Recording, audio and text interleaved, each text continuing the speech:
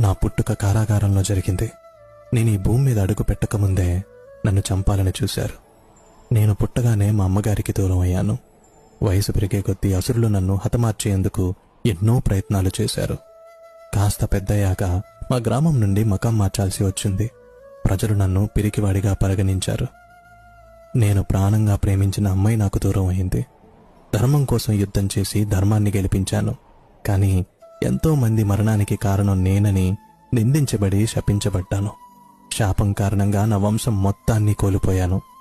కిందటి జన్మ కర్మ ఫలితంగా కేవలం బొటనవేలుకు బాణం తగిలి నేను మరణించాను.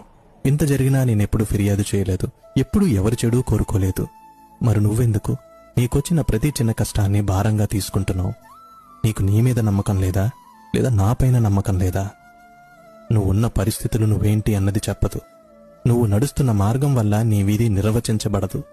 నువ్వు తీసుకునే దశల ద్వారా నిర్వచించబడుతుంది. నీకు చెడు జరిగినంత మాత్రాన లేదా నీకు ఎవరైనా చెడు చేసినంత మాత్రాన కృంగిపోవనక్కర్లేదు. కర్మానుసారం జరగాల్సింది తప్పక జరుగుతుంది.